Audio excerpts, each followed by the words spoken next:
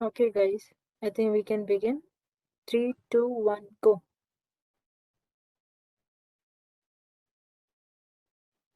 It is better to debate a question without settling it than to settle a question without debating it. Commencing our event with this quote from Joseph Joubert, I would like to wish a very good evening to everyone present here. I'm Sai Pawar and I will be your MC for the day.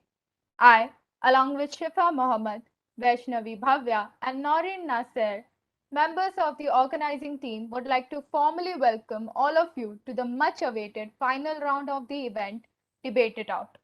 This 3-day event was a part of the Parivrit Fest organized by the Activity Center wings of CSA of all three campuses of Christ University, Bangalore, which is the Central Campus, Panakatta Campus, and Kengeri Campus.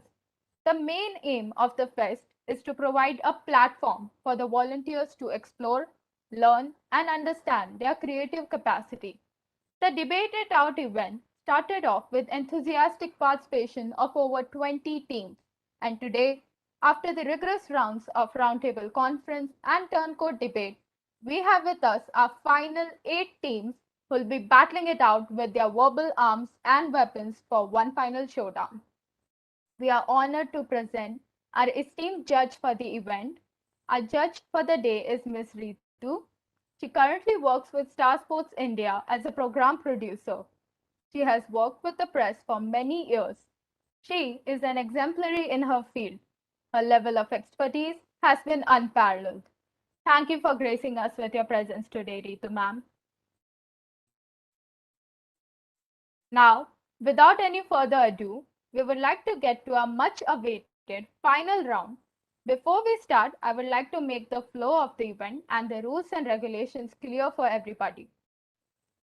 So, our judge, Ritu ma'am, will decide which team will speak for the motion and which team will speak against the motion. Following that, each team will get 2 minutes of initial remarks each, followed by 4 minutes of rebuttal of both the teams, and finally 1 minute of conclusion for each team. The rules for the round are as follows. Each team is expected to stick to the time limit provided. You will have to stop as soon as the buzzer goes off. Not doing so would lead to negative marking. Please make sure you do not use inappropriate or politically incorrect language. Are there any doubts, participants?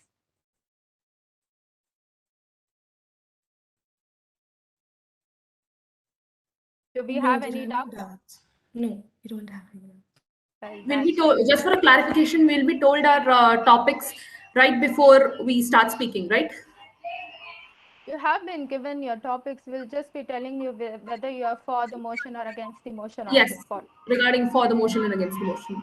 Yes, We'll be you'll told. be told on this. Sorry? Thank you very much. Okay.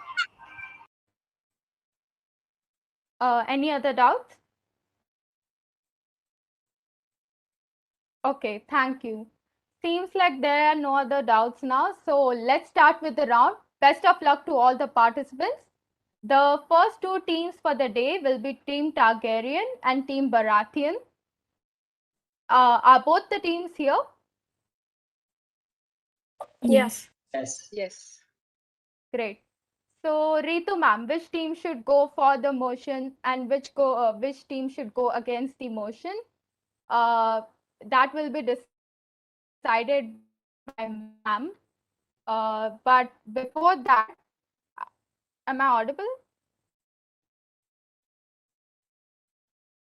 Yeah. Hello. Okay. So our first topic for the day is academic dishonesty is the first step in corruption. I repeat, academic dishonesty is the first step in corruption. So, ma'am, we want you to decide will Team Targaryen go for the motion or Team Baratheon will go for the motion? Hello, everyone. Thanks for having me here again. Cool. So, would want Baratheon team to go for and the other team to go against. Great, great. So, as ma'am has said, the team that will be going for the motion Are you ready? I Will need we a be given response. will we be given 2 minutes to No, no. okay.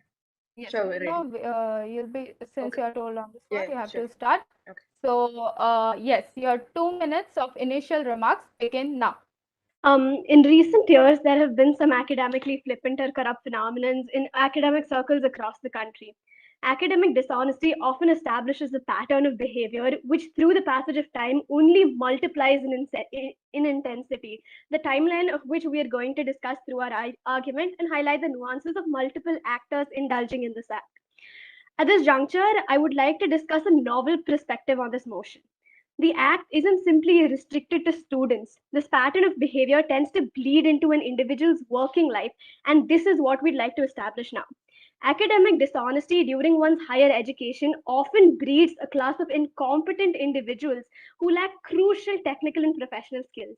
Their lack of competence then causes them to choose immoral and often illegal paths to goal achievement, which is by definition the commencement and integration of corruption into one's psyche and life. The seemingly unharming act of academic dishonesty that might have started during a child's schooling rears its uglier and significantly more serious forms during one's working age. We would like to show you how academic dishonesty is not an isolated event but leads to numerous incidents of corruption. To come to the circle of causation and events at a young age, school students learn how to find shortcuts through academic dishonesty. This sets loose moral standards and molds character development, leading them to believe that this is a morally acceptable act.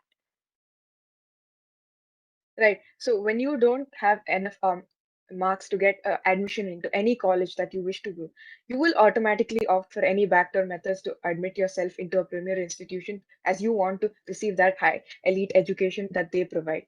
And when a student is set through numerous difficulties that they face during the course of their life, they are going to face certain difficulties while submitting their academic research papers or any other dissertations, etc. To and to further facilitate their survival in this academic Please stop. Yes, so the team that is against the motion, please begin with your initial remarks. Good afternoon to one and all present here.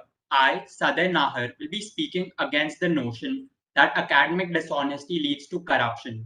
The statement that you showcasing lack of academic integrity leads to corruption is baseless. World Bank defines corruption as using one's public office for personal gain. Is cheating on a test or plagiarizing an answer remotely similar to this? No, it is not. Compromising on academic integrity involves insignificant action that does not harm others. We live in a society where grades are given unnecessary importance, so a student who is immature may feel forced to use unfair practices.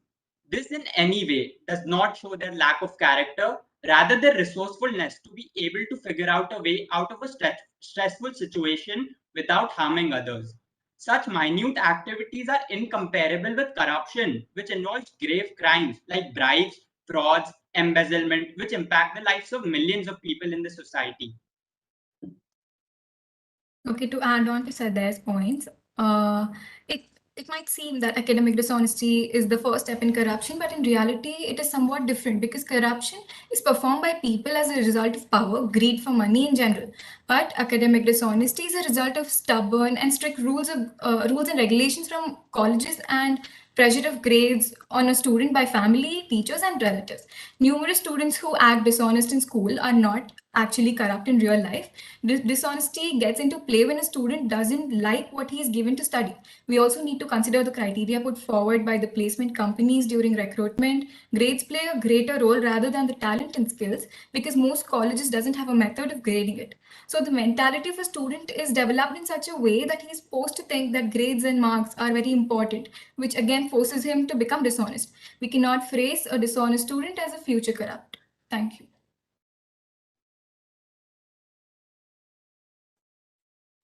Okay, since we are done with the initial remarks, Team Targaryen and Team Baratheon, your 4 minutes of rebuttal begins now. I'd like to start. The opposition talked about resourcefulness. Now, this concept is extremely morally malleable because when you say resourcefulness, a convict might say he was being resourceful when he went to a shop to rob the shop because he couldn't feed his family. The motive behind why you commit a morally reprehensible act is irrelevant. The fact that you committed the act is what is important. Hence, bringing this back to what we are discussing, the act of cheating in itself sets a morally lower standard of behavior which can lead into your teenagers, which can lead into your adulthood and make you feel like, okay, this might be a acceptable level of morality to continue to pursue through my life continuing Do you downwards, right? do you realize you're comparing a convict with a student who has copied an answer from the internet? I am talking about principle. It's about principle. So It's it's not not about the It's simply about about. principle. it's It's about about the magnitude of the thing. A crime is not same as copying something from the internet. Right, Just but but by we need to we're look at. we're not does saying that does someone who we're commits a not saying murder once get the again, same just a second. punishment as someone who steals a loaf of bread? No, it's not. Exactly our point. We're saying academic dishonesty is the first step to corruption. We're not saying it directly impacts corruption or it's not the direct cause of corruption. But We're saying it causes a person to move their moral principles into a belief that it is something acceptable. how So can you they suggest? tend to believe. No, We're it's not simply How about generalizing. can you personal suggest? accountability, right? I understand what No, you're saying, but it's no, a right. fact of You have to personal hear me out as accountability. well. After you guys Yeah, are done, you let have me to. finish, I'll tell Sure. you. Sure. It's Go ahead. okay, so it's about personal accountability. You have to be accountable to yourself to be a person who lives by a belief system that is accepted by society and is also good, is truthful. And when you're deviating from that in your younger years, Okay. you're more likely to continue deviating from that as your age progresses. So you're talking about a society. We live in a society where grades are everything. All right. So a student students have a lot of workload, and there are some occasions, there are some avoidable situations where a student needs to use unfair practices. And in the real world also, people who find shortcuts need not be illegal activities. They still people who succeed, they do find out shortcuts. So there's nothing wrong with taking help. I understand, but academic honesty is not simply restricted to cheating. This also involves things like plagiarism, copyright infringement, things like other intellectual property infringement, which is firstly morally reprehensible, and secondly is illegal also. So when you allow a student in her lower years to you socially accept things like cheating in their further years, maybe in their post graduation or in their PhD programs, they might indulge in such intellectual property infringements, which are the definition of corruption But because they are illegal and morally. aren't you going on a stretch to say that a student that is stealing something from the internet and incorporating it in his work or copying an answer from someone else will go on to be corrupt, which means he'll commit fraud, he'll do embezzlement, he'll involve into activities such as money laundering, and he'll do favoritism, he'll do nepotism. How can you judge on the basis of something that someone does in school or university? Right. So once you start a act and it continues. So we start off by copying a test, and then if you continue to do this over a long period of time, you're going to further reduce the knowledge that you possess, which leads to you trying to use any illegal means to get a job, and you will do something to get that job. And once you actually get that job, you end up trying to fit into that workspace because you actually don't have the required skills, and Stop, then guys. it You Thank you. Yes, yes. Team Baratheon, please go ahead with your concluding remarks. Right.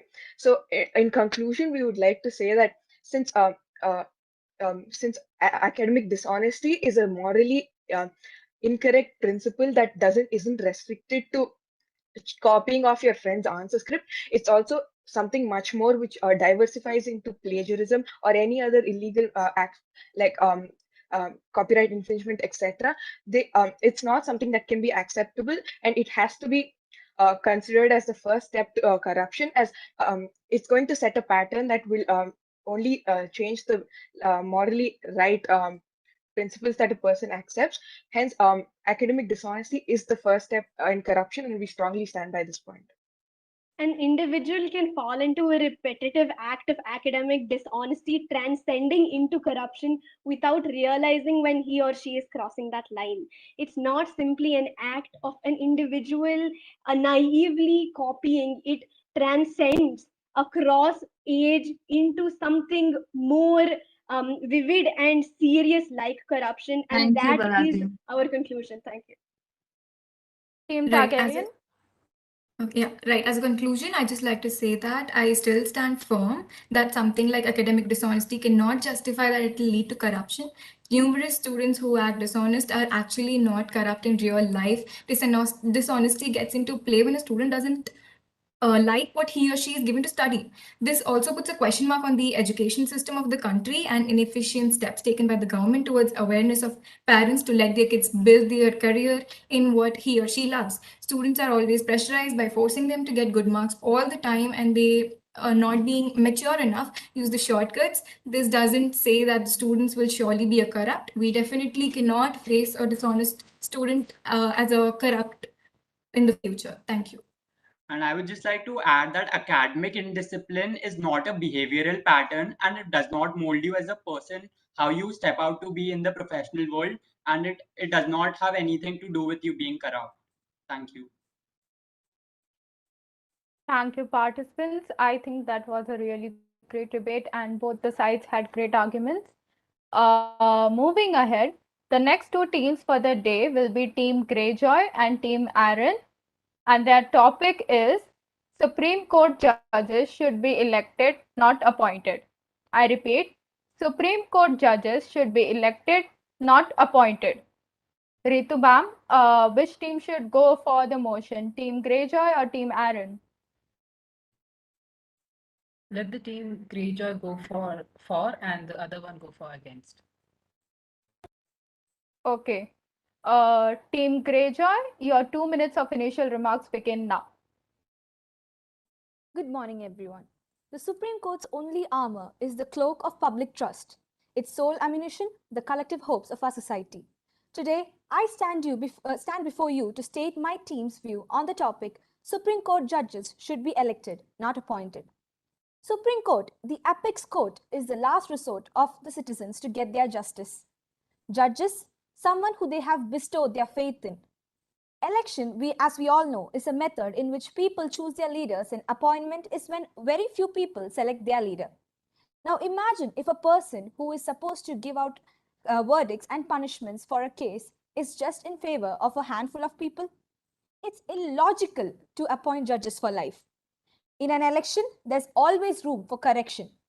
A group of practicing lawyers should be given the election rights to make sure a qualified and unbiased judge is chosen.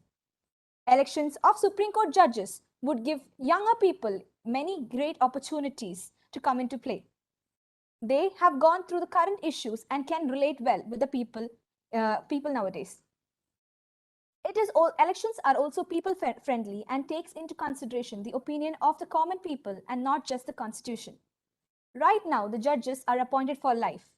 Often we have seen government officials elect judges as a form of favor so that the judgments will be biased in their favor.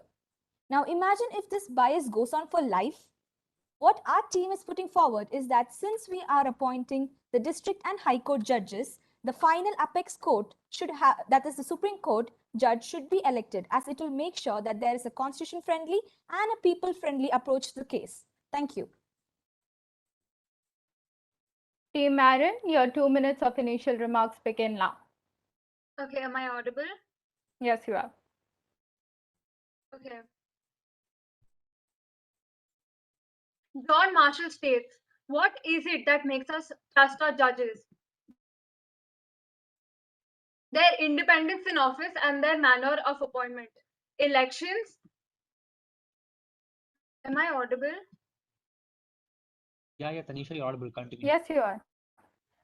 Elections are an opportunity for influence and conflict of interest. Elected judges rely on being liked by the people to remain in office, and sometimes that pressure to be liked fact, during election years, judges are more likely to hand down rulings that are too harsh for the crime committed simply because they want to prove to the community that they are hard on crime. Moreover, many resources and money is spent on elections that can be used in the government departments. A 2010 study of state Supreme Court decisions from 1995 to 1998 found that elected judges are more likely to decide in favor of business interests as the number of campaign contributions received from those interests increases. We can't afford to be part of such a beauty contest where voters are left to choose based on appearance, name, familiarity, endorsements, rumors, none of which have much to do with professional proficiency. Judges are neither primarily policy makers nor their representatives. Their job is to interpret and apply the law with technical accuracy, a duty of fairness to the people who appear before them, a deep commitment to impartiality, and a keen sense of their obligation to reflect and further the rule of law values the mentioned above. Information about the skills needed to succeed in these tasks is not readily available to the voters. The framers' appointment system was adopted to meet the goal of professional proficiency by providing that the candidate will be nominated by an accountable official, that is the president, and it seeks the second goal of political Stop. neutrality. Thank you. Team Greyjoy and Team Aaron, your 4 minutes of rebuttal begin now. So first of all, dear proposition, the way you have been putting across the points, so let me put out a study to you where a lot of lawyers in the field from all across the world, there was a survey done where they were asked if they should be appointed or they should be elected, and they themselves said that they should be elected to make sure that when they are in power, they are in power for a lifetime, and to make sure if they are elected they have a tenure, a term, and therefore there is a scope of improvement, a scope of change. And also I would like to point out that justice delayed is justice denied, and these very appointed judges have been taking such barbaric decisions, or decisions which have been going on for years together. For example, the Nirbhaya rape case. In that, one of the juveniles who was considered one of the most the person who had done the rape most brutally, he got away with it. So what are your points? These very people who are being appointed do not know the people or their problems from the baseline, and that's the reason they're not able to take decisions which are faulty, both judiciary wise and people wise.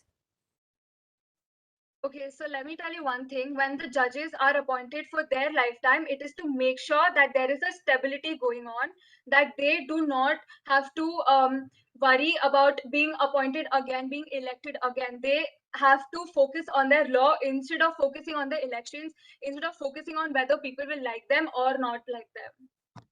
Excuse me, ma'am. Let's Actually, talk it's about the studies that you mentioned. In 2011, a study was conducted where elected judges, it was found that elected judges are more likely to favor the decision of the business interest because of the so-called elections and the campaign parties and the money involved. They will be biased, and that is not what the judicial system should stand for. The result that should come out should be fair. And if For this is going to be a elections, beauty contest, yes, Tanisha, you can continue.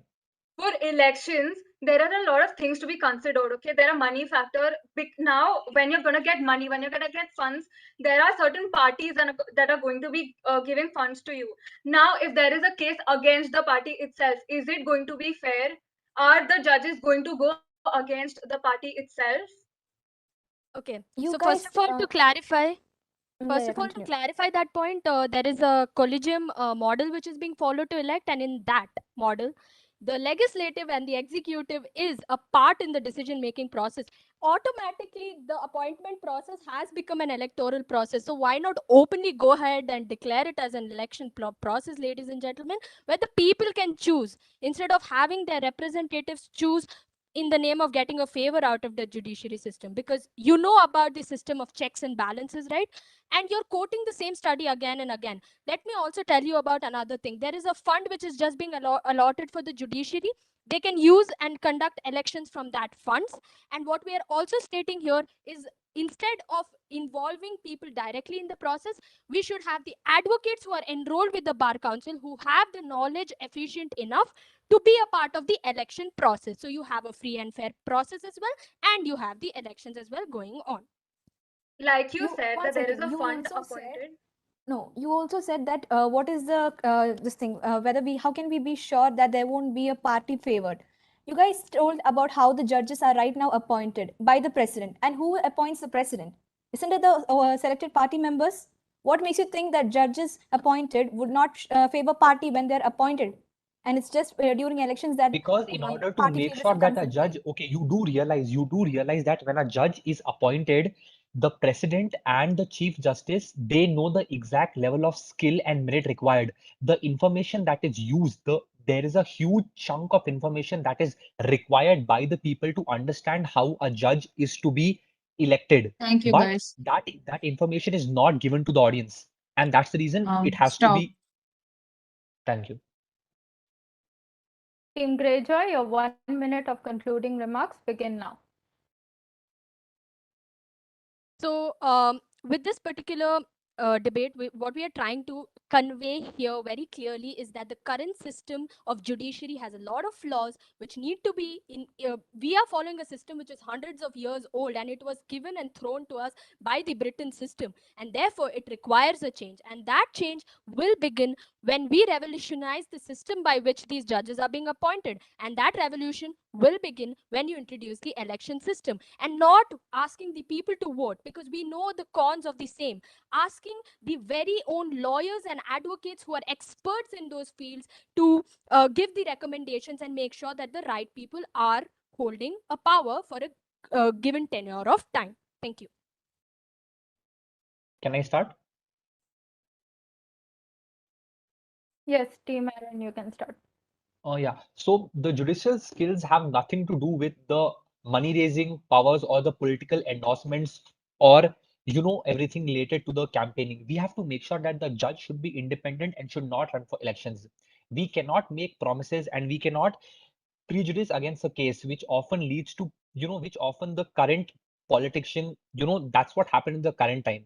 Furthermore, running for elections takes away the time for what that is technically supposed to be done, that is be fair and pass impartial judgments. And as my team member previously mentioned, that our aim is to reach our two main goals, that is the goal of professional proficiency, and second goal is to make sure that the political neutrality between the judges and the whole justice system is maintained. And that is the whole essence of the independent judiciary. We have to make sure that we are not involving a lot of human and psychological feelings involved. We have to be crisp, we have to be fair, and the IQ level of the people who are selecting the judges should be high enough, as Stop. they have the exact amount of information present in them. Thank you so much. Thank you, participants, for that debate. I think we really appreciate the fact that both the teams had a lot of arguments based on real facts and statistics. So, yeah, guys, great job. The next two teams for the day will be Team Tyrell and Team Martel.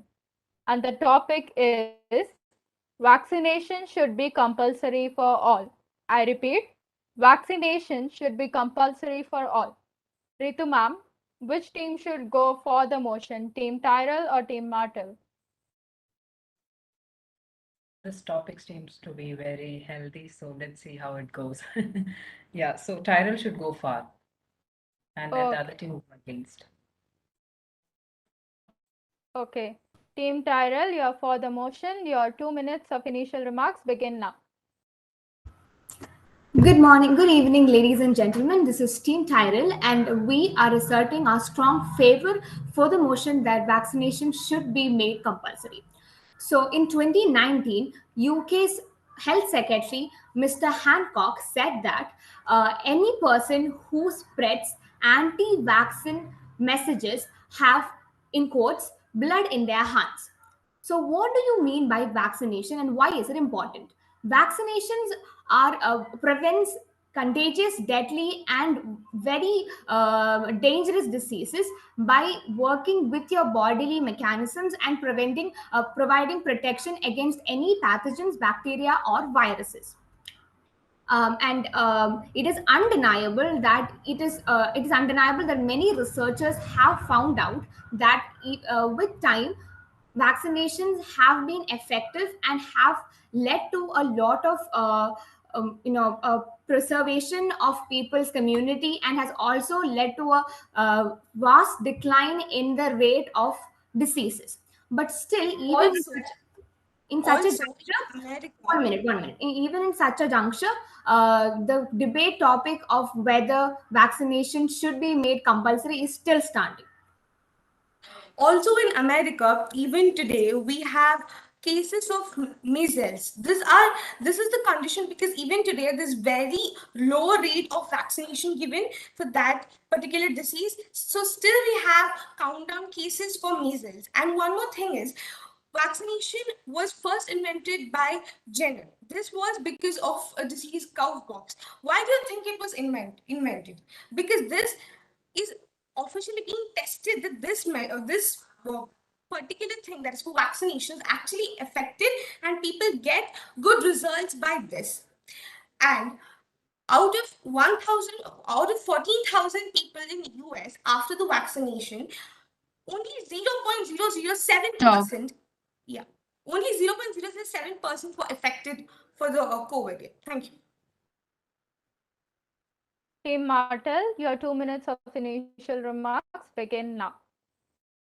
Yeah, hello everyone. So this is Team Martel, and we are going against the topic that vaccination should not be compulsory. So we all know that vaccinations are something which are concerned related to health. So this is not any general topic. This is concerning people's lives all over the world.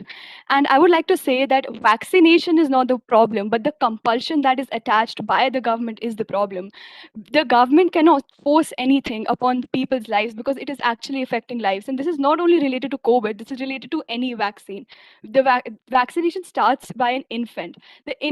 Every infant's immune system, every infant's life is important and it is different from each other. I would like to say that for minors, every parent has the right to decide what goes inside to their child's body, and for adults, every adult has the right to decide what goes inside their body. Like our opposing team said that a government had said something, the UK government had said something related to that they have blood in their hands. I'm so sorry, but this is nothing less than threatening your own civilians. Because if you're threatening your own civilians or forcing them to do something like this for their own health, then I'm so sorry, but you're not the government that should be appointed for them. I would like Durga to take from here. Thank you, Shalvi. A vaccination is a very good implementation. It's a very good alternative for the pandemic going on currently. But it is a fact that no vaccination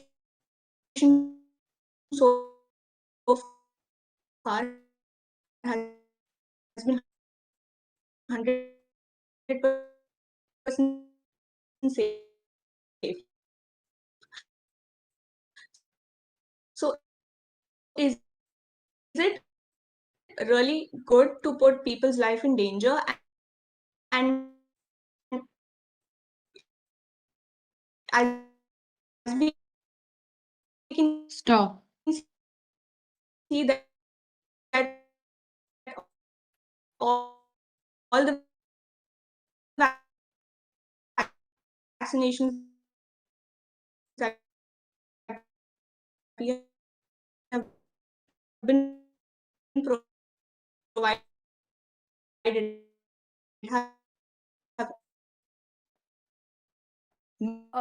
Sorry, we can't hear. Yes, time is up.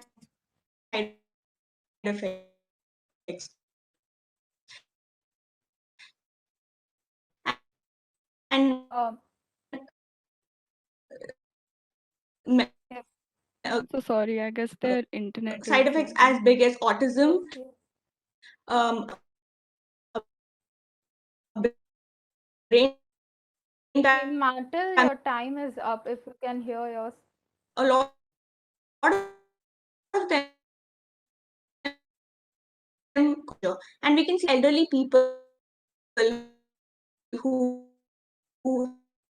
have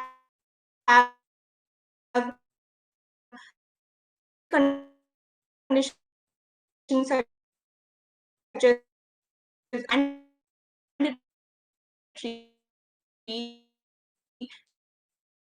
Team Martel, I hope you're done with your initial remarks because we'll have to move forward. Okay. As the worthy opponent said, putting infants' life in danger. But I would like to say that you just said the same point. We have vaccinations for infants, which are like polio. Why are we vaccinated? Because in future, their life must.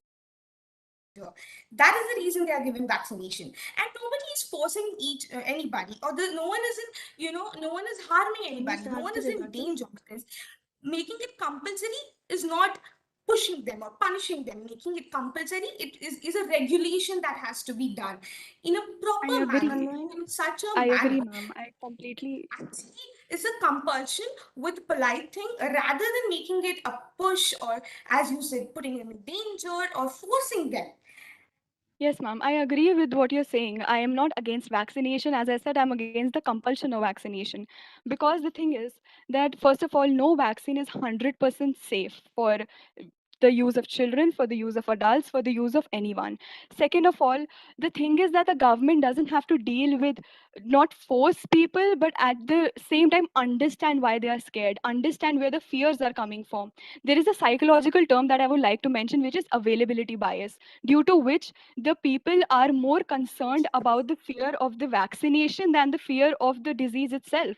So if that kind of fear is inculcated in the lives of the citizens, then how do you think they can approach the healthcare system? How do you think they can approach the government to go and get vaccinated, to go and take care of their health?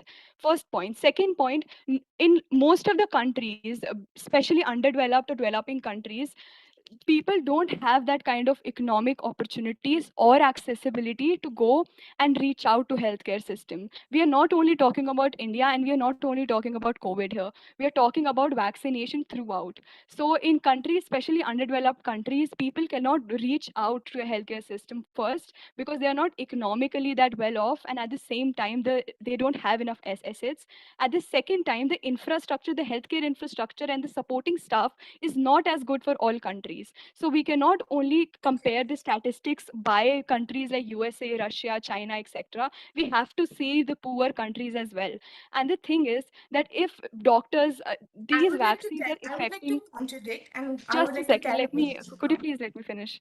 Yeah, Yeah. sorry. But yeah, so because vaccines are actually affecting the lives of the people, and one very important point is that most people get vaccinated when they're infants or their children. And that is the stage when the growth hormones and that is the peak stage of development of the body. And if there is even a slight mistake by by the staff or by the hospital, or because of the infrastructure, it can affect their whole life. It can affect their growth hormones. It can affect everything in their diet during that stage.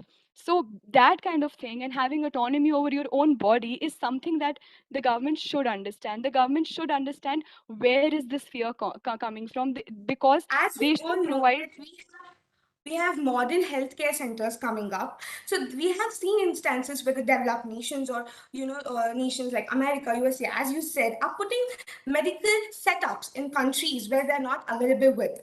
And one more thing, if vaccination should not be compulsion, or it should not be a regulation, what do you think we are left with other options? Right now we all are getting online education. If vaccinations are not compulsory, then we would move freely.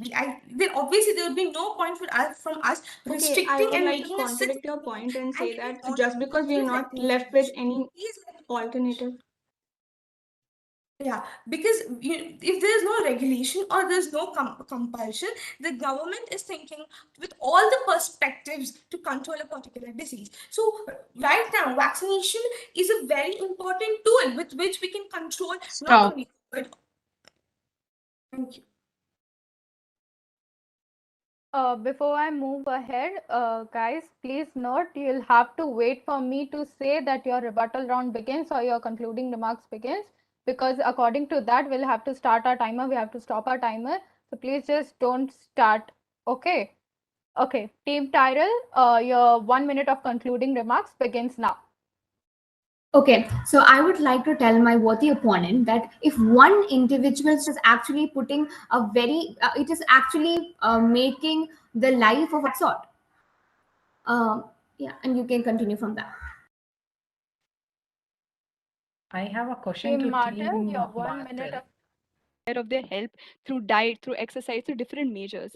So that is something which, the only point our team wanted to make is that there should be choice. There should not be compulsion, and there should not be forcefulness by the government, because here we are not talking about a single country, a single state, or anything like that. We're talking about the world. It's not a very simple topic to talk about this, because we are only talking about the statistics given by countries like USA or Russia. We have to talk about countries which are really poor, who cannot even afford vaccines coming from USA. So that is the main point, that we have to take care of the healthcare of those countries as well, and take in mind several factors before that compulsion that we have to make on citizens. Thank you. Thank you. Ma'am, can I add on? Yes, please. Ma'am, like countries like South Korea, even though they have a very strict regime, they don't, vaccination has not helped them control. But tracking the people of their own country has helped reduce cases down to 300. So vaccination is not the only alternative. That is what we're trying to say. Making vaccination compulsory is not the only alternative. Just because there are no other alternatives, we can't settle for something that will cause us long-term problems. Thank you, ma'am. Thank you. Ma'am, we can go ahead. Yes, yes. Okay. Team Martyr, your 1 minute of concluding remarks begin now.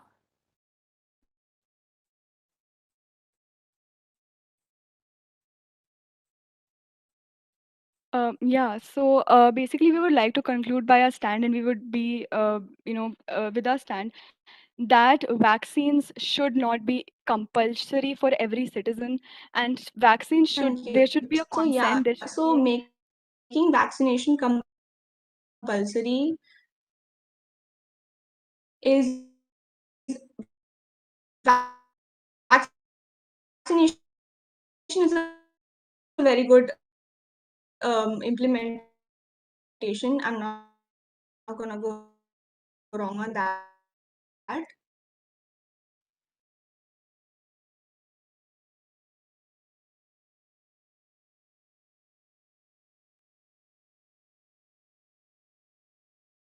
apologies, ma'am, there is some issue with the internet, I believe.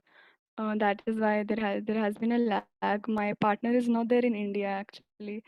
But anyway, we would just like to conclude by saying that vaccinations should not be a compulsion, and government should understand why people have that fear of vaccination, instead of compulsing them, instead of forcing them to be vaccinated. They should understand that this fear is not coming from vacuum. They should understand that this fear is So, coming from somewhere, and they should provide genuine results and genuine risk for the vaccine. Thank you.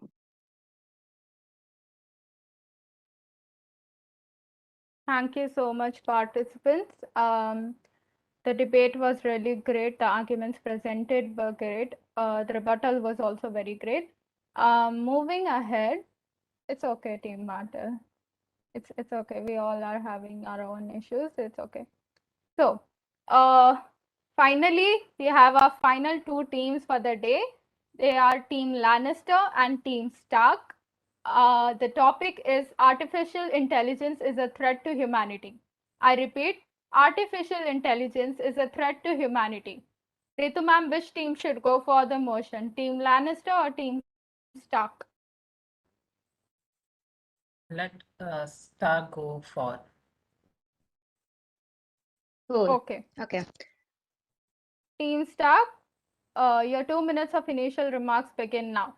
Good evening, ladies and gentlemen. We are Team Start. So, artificial intelligence is a threat to the humanity. Yes, it is a threat. We are speaking for the topic. So, many technologists who themselves develop, update, modernize these technologies are saying that over a period of time, they're warning us this one or the other day there is an existential security threat through this AI applications. AI applications is so physically connected, mentally connected, integrated to the human body. It's very harmful. It might be poorly designed, it can misrupt, it can be misused, it can be hacked. For instance, email IDs, Gmail IDs, like who is not having email or Gmail IDs now? Even the small school going children, at least for the cause of online classes, are having email or Gmail IDs, right? So they tag these email or Gmail IDs to Facebook, Instagram, Google, WhatsApp, and whatnot. If it is only for the purpose of backup, then it's fine. But the whole data such as photos through cloud web storage, drives, cloud apps, it's being completely into the AI applications. This can easily be hacked into our lives. People can peep into our lives. Our photos can be misused. We have a lot of examples, right? The girls who just put their photo for their extensive network of social media are being misused. People are taking their photos, making different kinds of assortive videos, and a lot of disrupts are happening. We say that AI is giving a lot of efficiency, effectiveness, experience, and whatnot, but in fact, it's not the truth. It's leading a lot of disruption and in short, it's just leading to a lot of cyber crimes and insecure lives for the human beings. I'll continue from there. There is a good chance that if this artificial intelligence goes beyond our control, it can lead to sheer destruction. Okay. Team Lannister, your 2 minutes of initial remarks begin now. Good evening, everybody. So I would like to start with the fact that intelligence implies the ability to think. Artificial intelligence does not think. What AI does is basically gather data, information, and stimuli, assign it to categories, and then process it by running a bunch of calculations through it. And as they perform the same task over and over again, then they learn. That's how the machines learn. We as humans are teaching the machines to learn. AI drives down the time taken to perform a task. It enables multitasking and eases the workload for existing resources. AI operates 24/7 without interruption and breaks and has no downtime. It is the execution of hitherto complex tasks without significant cost outlays. It has mass market potential as it can be deployed across industries. AI basically runs on whether how you teach your machine to work. It can be its ability to adapt and learn according to the environment helps it make decision, and therefore it helps the decision process makes the decision process easy.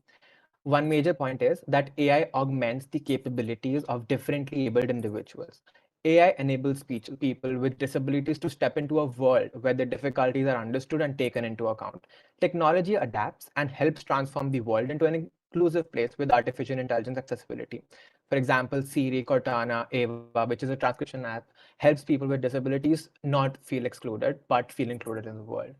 And lastly, AI also AI can also help people understand, learn things, and it can also act as an aid for individuals in the society to not only combat their personal issues but also their professional issues. As we know, robots are now equipped with uh, abilities to talk with individuals. This can also give as a boon to decrease the to decrease their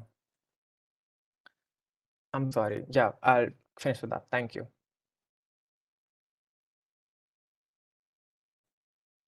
Team Stark and Team Lannister, your 4 minutes of rebuttal begin now. All right. Uh, Opposition mentioned that one of the biggest threats that pose to AI is breaches and security. I'd like to point out that AI itself is being used to boost up security, and it's being used by a lot of companies to detect hacks, malware, and traces of potential break-ins. A UK-based company in 2013 called Darktrace came up with a way to use AI that uses historical data, that relies on historical data to spot security threats to their company, and they have been extremely successful when it comes to this. AI is uh, not, when you my talk about worthy opponent, I would like to add on to that. When it comes to algorithms which are being which are being developed on the in order to track any kind of malware, we are feeding with so much information that algorithm itself can be tampered with, it can be corrupted, and it can be used by hackers for like malicious information. And as for when it comes to cyber security, if we are talking about taking measures about cyber security, when it comes to the common man, whether cyber awareness is easier said than done. Who will actually sit and read all the terms and conditions which are there, which are about the cookies and all? Who will sit and read? Nobody has the time to read. Nobody will actually take an effort, a conscious effort towards cyber security, despite even every single awareness, because nobody has the time. All right, let me. Okay, Also, I one want to Let, add another point. Your and teammate one. told that AI is being controlled. It's giving an Can we answer intelligence to that the. first? Can we Okay, answer I'm that adding first? on We can add another in your points point to later. that. it's Okay. okay. You can continue. Okay. So your teammate told that we are giving intelligence, we are giving an idea for the AI to get personalized and it's controlling our lives. That is what he said, right? So if we are thinking in that way, it can disrupt our lives so easily. The first point what you made was about that. We are giving it intelligence, we are giving it the time to develop. So it might develop and lead a lot of disruptions in our life.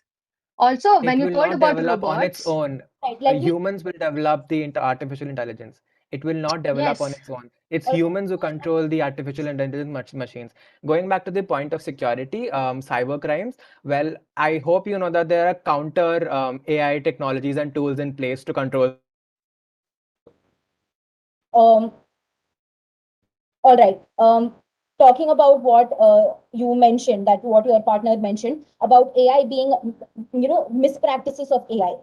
There are a lot of things that exist nowadays that, if fallen in the hands of wrong people, can be misused. Does that mean that you're not going to use them at all? This brings up so many issues. Like, there are so many. You have nuclear weapons, you have guns. When fallen into the hands of wrong people, it will be misused. And you have proper, security in place to deal with such issues, which is why you have a cyber security wing when it comes to, safety and security agencies. Does that Team mean that, Lancaster. consider, let me finish, consider the amount of development and advancement that AI has actually brought into several fields, like the medical field, you have the technology field and all that. Are you going to disregard all those advancements that have been brought in just because it can be misused by people? A lot of things can be misused by people. Does that mean you're going to disregard them? Okay, first and foremost, when it, coming to like what Team Lannister had pointed out, when it comes to nuclear weapons or anything of that, nuclear weapons don't fall in the hands of common man that easily. There are, but when it comes to artificial intelligence, it does. Everybody has, almost a lot of people have smartphones. Secondly, coming to what my worthy opponent had pointed out about artificial intelligence bringing in a kind of inclusivity. I want to ask, despite the fact that it enables persons with disability in order to learn, doesn't it also Please exclude stop, people? guys. Thank you. Team Stark, your 1 minute of concluding remarks begin now. Before we go for the conclusion, I have a question for both the teams. So, Shreya, you were talking about, how artificial intelligence people, like whoever have developed it, have spoken that it might harm us in the future. So, could you please mention some of them who had said yes. this? Sorry, I couldn't hear you. Am I audible to you now? Yes, yes, Can now. you? Yeah.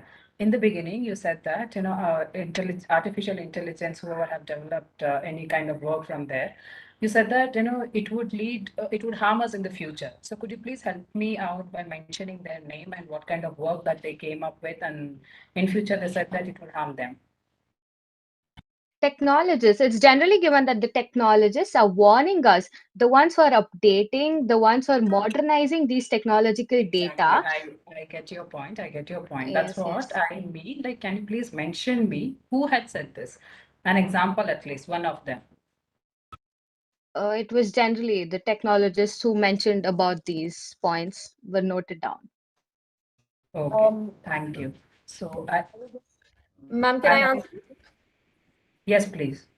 It was All Mr. right. Stephen Hawking who actually mentioned that there is a possibility that artificial intelligence can be a threat to humanity if not brought under control. All right. May I just point Yes, out it here? was an initial stage which was mentioned about, but later then many other technologists too gave this notion. Like they started giving a warning after the thing which was mentioned by him. So that's what I I meant to would say. just like to bring your notice on the two words. Latika, please go. I would just like to bring your notice on two words: possibility and control. Possibility, there's a possibility of everything happening. Living in the current situation, it's everything is uncertain. There's a possibility of everything happening. And control, humans are controlling AI. So I think both of your points get ruled out. Ritika, please go ahead. And Stephen Hawking's exact words where if AI is not controlled properly, it could be cataclysmic. And this is the same Stephen Hawking who had a breakthrough in AI, and because of AI, we could actually learn more about his discoveries and inventions. This is the same Stephen Hawking. Again, Elon Musk said something about AI. This is the same Elon Musk who works in the field of AI and is currently developing new tools and securities for AI. They may have said that AI poses potential threats, but none of them are against AI. None of them have said that AI is bad. If it's controlled, it's good. Okay, I get it. Good. I have one more question to Team Lannister. In the introduction, one of your teammates said that, how it is human-made missions. So I somewhere feel that you're not appreciating the level of R&D work which goes through. A country like India funds, you know, we shell out a lot of money for it because we are poor in doing R&D work. So what is it? What exactly you wanted to put forth, like, when you were telling your introduction?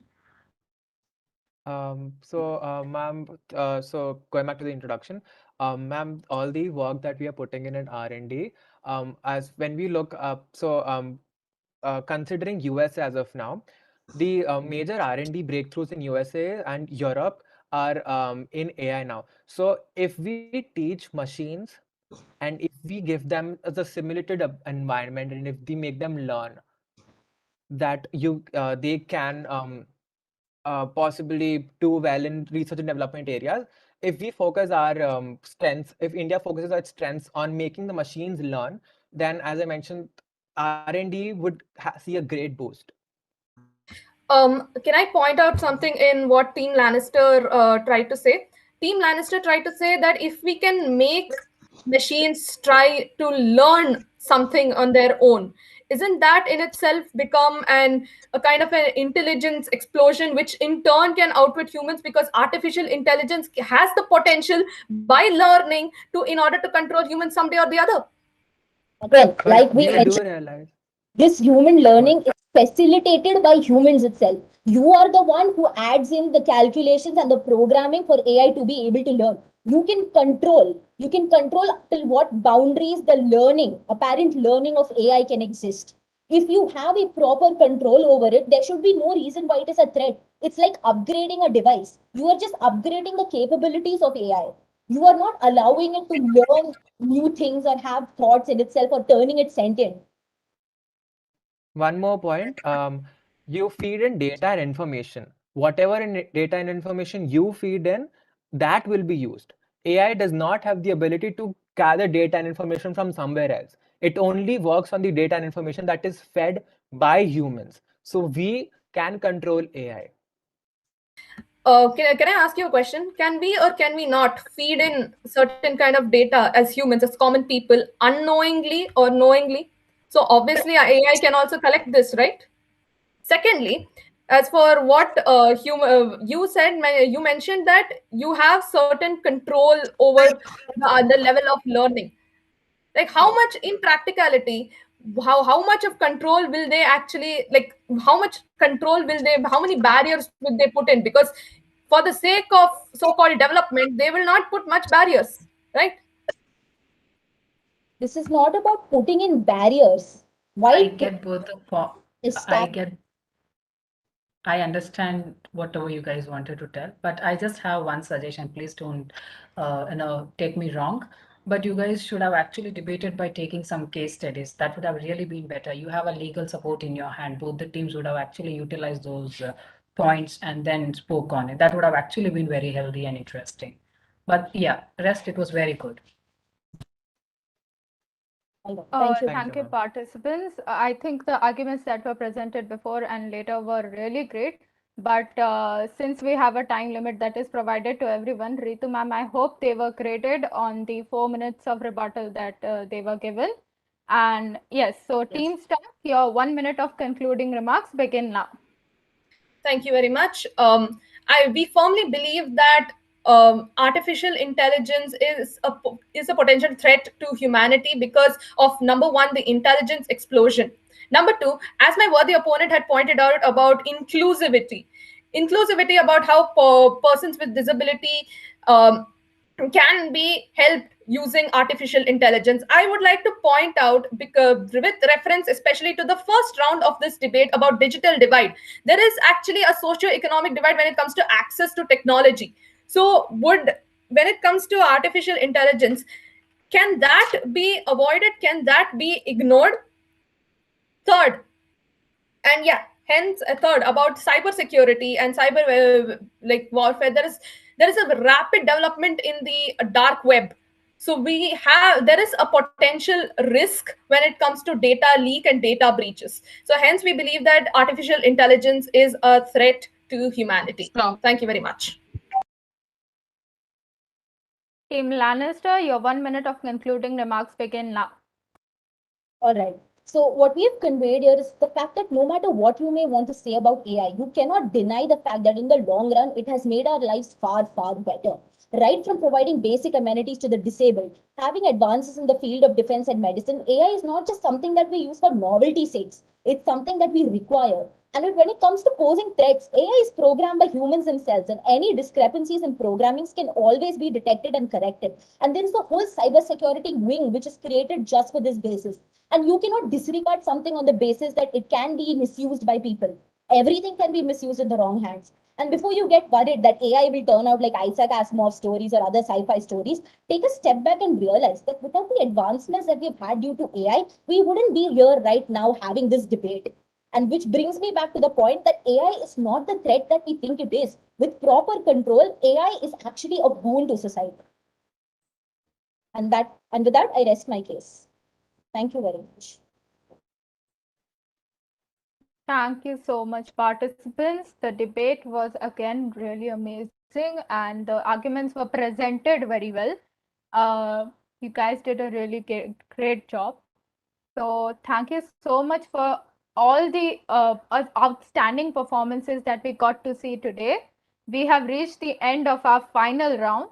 Before we move ahead, I request you all to please unmute and give a big applause for all the amazing performances today.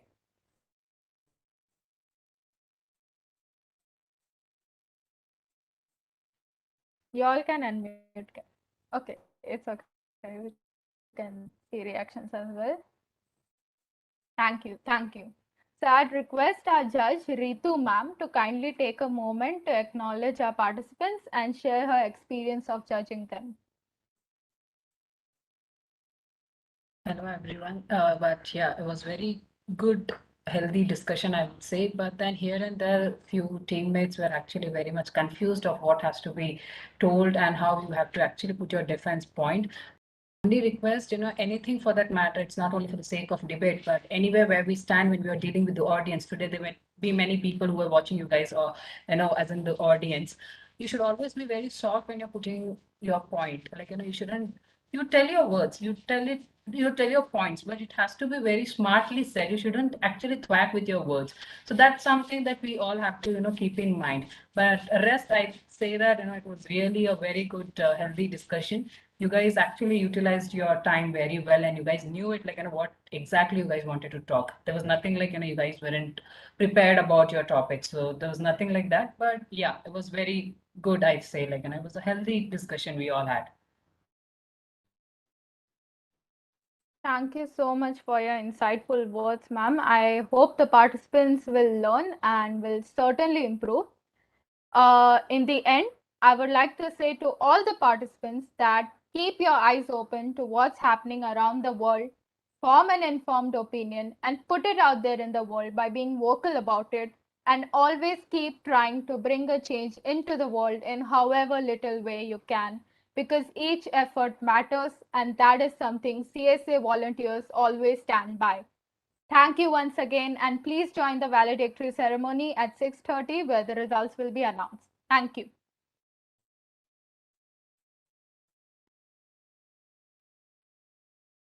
Thank you. Thank you so Thank you much. so You all much. can leave the meeting. Thank you. Thank you. Thank you so much.